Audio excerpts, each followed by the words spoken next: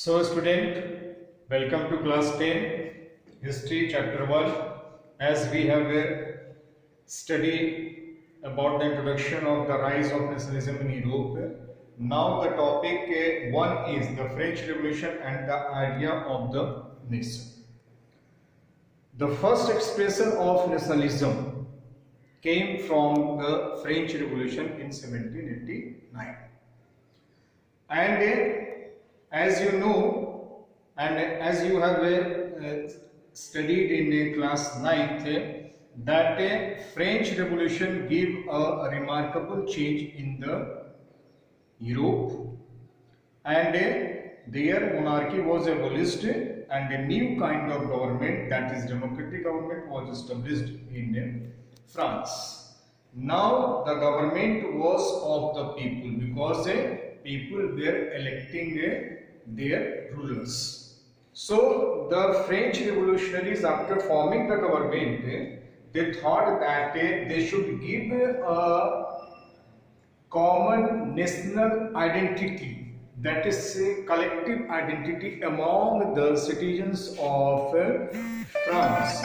So they did some reform, they did something to feel people the sense of collective belonging. What were they? As you can see here, that to create a sense of collective identity, the French revolutionaries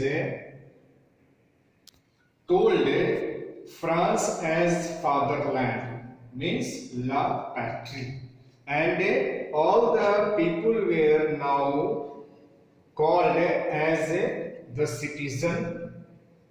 In French name, les citoyens. Second one is a new French flag, that is tricolor, was chosen to replace the former royal standard.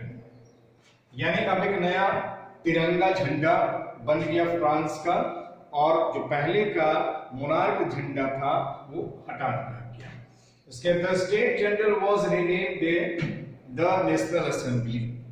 तुम लोग पीछे पढ़े कि जो उस समय का वहां का पार्लियामेंट था उसका नाम था स्टेट जनरल, उसके नाम बदल दिया गया और अब उसको नेशनल असेंबली कहा गया. उसके name hands were composed, oaths taken and martyrs commemorated. यानी अब उसका नया नेशनल एंथम बना, नए गीत बने. अब शपथ लिया जाने लगा, संविधान का शपथ लिया जाने लगा, और जो शहीद लोग थे, जो बलिदानी लोग थे, उनको श्रद्धांजलि दी गई, उनको सम्मान देने की बात हुई. Fifth one is a centralised administrative system was put. यानी पूरे देश का अब एक केंद्रीकृत प्रशासनिक व्यवस्था स्थापित की गई. फॉर्मुलेटेड यूनिफॉर्म लॉज, यानी पूरे देश भर में अब एक कानून चलेगा, ये बनाया गया. उसके बाद internal custom duties and dues were abolished. यानी जो विभिन्न राज्य, फ्रांस के अंदर में जो विभिन्न राज्य हुआ करते थे, उनके अंदर एक बॉर्डर से दूसरे बॉर्डर जाने में जो ड्यूटी लगता था, टैक्स लगता था, उसको समाप्त किया गया.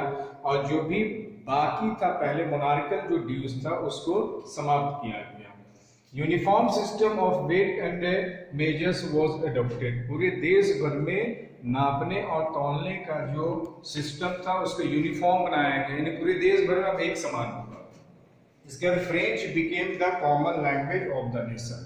उस समय में फ्रांस में बहुत सारे लोकल डायलेक्ट्स चलते थे. उन लोकल डायलेक्ट्स को डिस्करेज किया गया और उसके बदले में फ्रेंच वहां का एक कॉमन लैंग्वेज बना. तो these things were given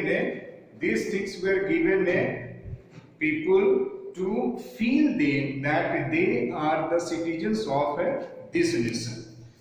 इसमें जो एक बड़ी बात निकल करके आती है, that is कि now the French revolutionary started to announce that they are the people who are taking the oath that the people who are living in other country of the Europe, they will liberate them.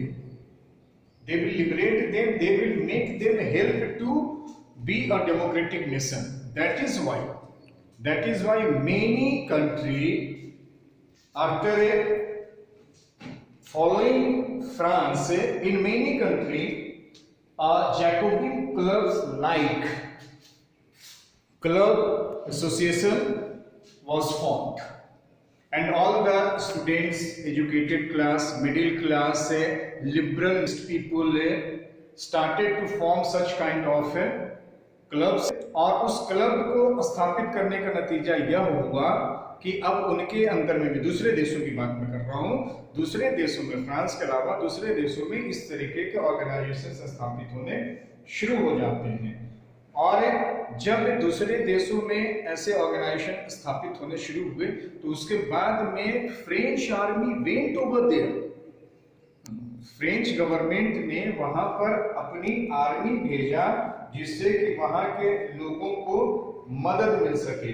और ऐसे 3 देशों का जिक्र है, ऐसे 3 देशों का जिक्र है, हॉलैंड, स्विट्जरलैंड